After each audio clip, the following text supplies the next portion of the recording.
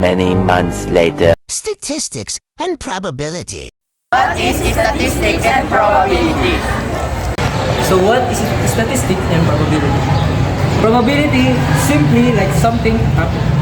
Whenever we're unsure about the outcomes of an event, we can talk about the probabilities that certain topics are unsure outcomes. Probability in statistics is the analysis of events governed by probability. It's called statistics. Ngayon, magtungo tayo sa example ng statistics and probability. Dito, makikita natin na may dalawa tayong population na tinatawag na red ball at blue ball. Dito, kukompute natin kung ilan ang makukuha nating sample space. Unang step, may base tayo dito na 2 at ang gagawin nating exponent ay yung dalawang population, which is 2. So, pag dito, makakakuha tayo ng formula na 2 squared, which is mag-equals ng 4. Diba, ang nakuha natin sa formula ay 4. And then, dito sa sample space, ang pinakahinahanap natin ay ang blue ball. Dito sa RR, ang random variable niya ay 0 dahil walang naulit na blue ball. Dito naman sa RB ay 1 dahil may nakuhang blue ball. And then dito sa blue ball na dalawa ay dalawa din ang random variable. Dito nan sa BR ay na 1 dahil may blue ball nga.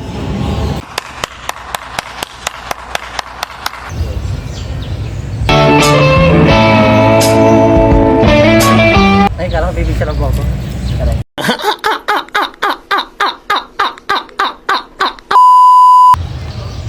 Ngayon naman ay maglalaro tayo ng Statopi.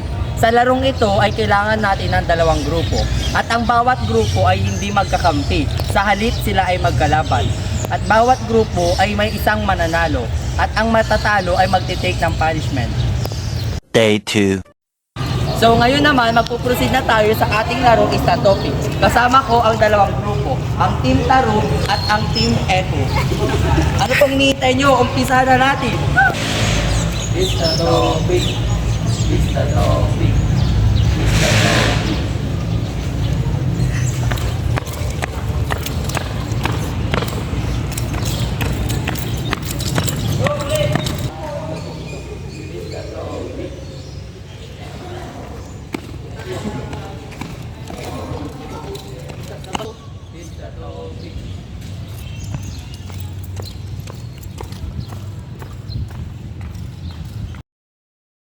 Kung bibitaw ng mahinahon ako ba'y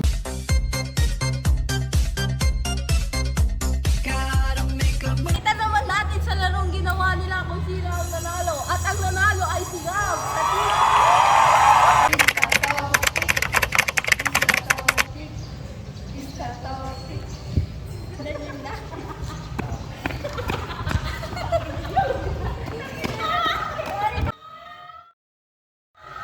I believe I can fly.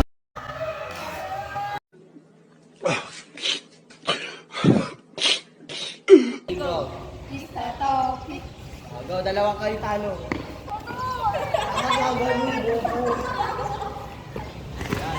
Huwag kayo magpapagkaan, hindi kayo baka dapat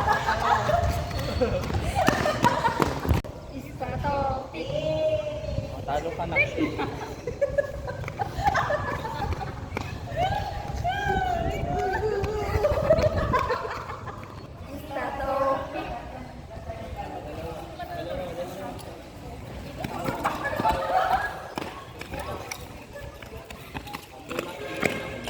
Nakita naman natin sa larong iyon na ang nanalo sa Team Echo ay si Fatima.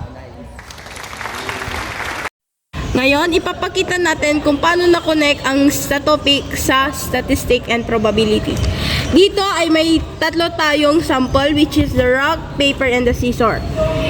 Tulad ng pinag-explain kanina, may base tayo na 2 at kukunin natin yung sample na 3. So, magiging 2 cube na mag-equal sa 8. Dito sa unang sample, ito ang sample na ginawa ng unang grupo na Team Tarub. Dito pinakita ang possible sample space na PP, SS, SP, PPS, PSS, SPP, SPS, PSP. Dito naman tayo sa random variable. Tinignan natin kung ilang beses na ulit yung paper. Dito sa pangalawang sample ay ang ginamit natin ay rock tas paper.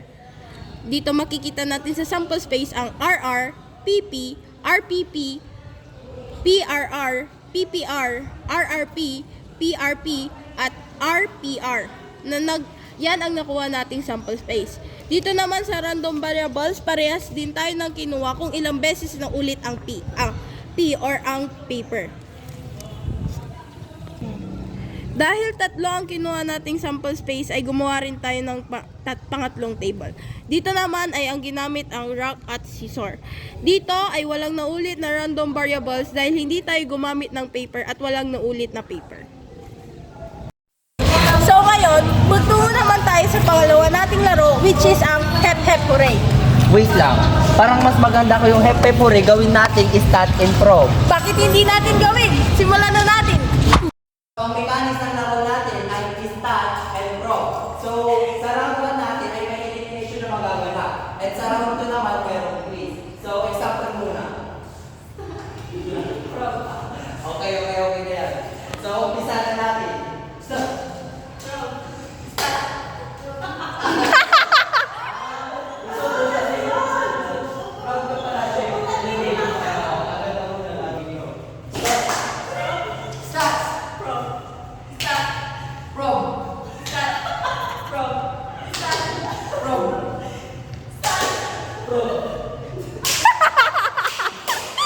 Rodrigo.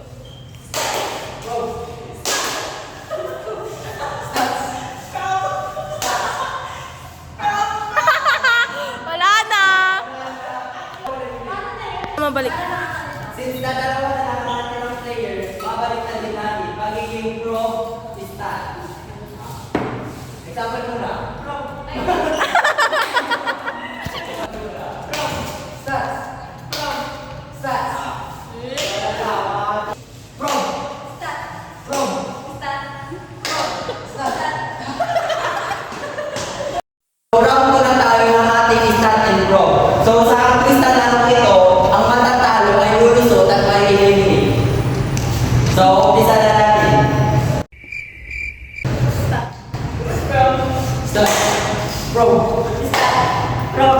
Stat. Prob. Stat. Prob. Stat.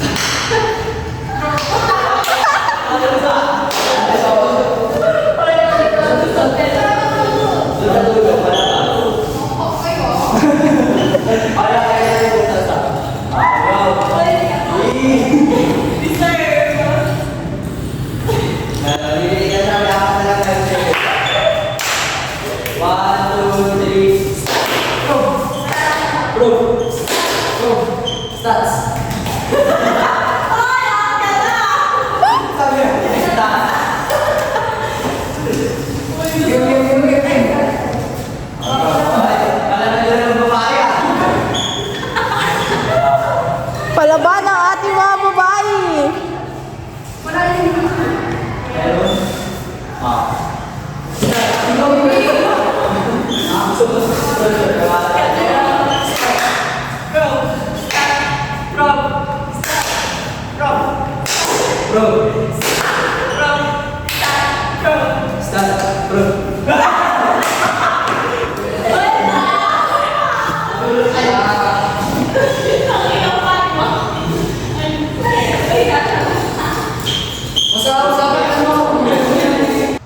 Magaling. Dalawang babae ang natira sa ating palaro. So, ano pangalan mo? Sita. Ikaw si? So, umpisa na natin.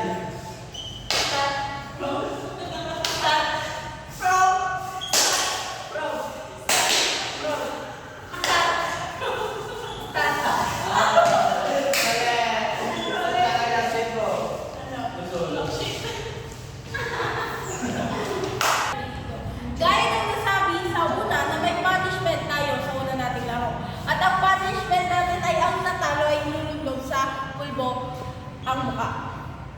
Ang manatalo sa topic ang iluluglog dito sa pulbo.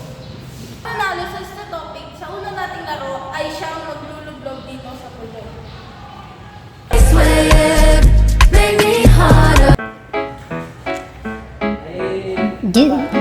ba do ba do ba do ba do ba do ba do do ba do boo do a boo ba do ba do boo boo ba do a do ba do ba do a do ba do ba do do do a do ba do ba do a do ba do ba do ba do ba do. Kalda ka sa akin! Ngayon yung mga babae naman, ang mga team and A do ba do ba do ba do ba do a do do do do a do ba do ba do a do ba do ba do ba do a do ba do ba do do do ba do.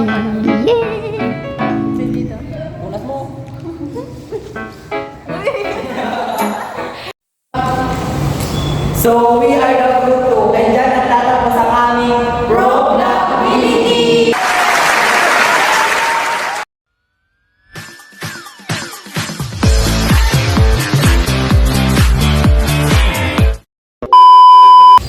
Hi mga bebs! So, anong ganyan-ganyan? Go for the play tayo! So, ngayon maglalaro tayo ng ang pangalan, ulit! Huwag mo siya... Do ba do ba do ba do ba do ba do ba do ba do ba do boo do a boo ba do ba do boo boo ba do a do ba do ba do a do ba do ba do do do. Ngayon naman, maglalaro tayo ng isa topic.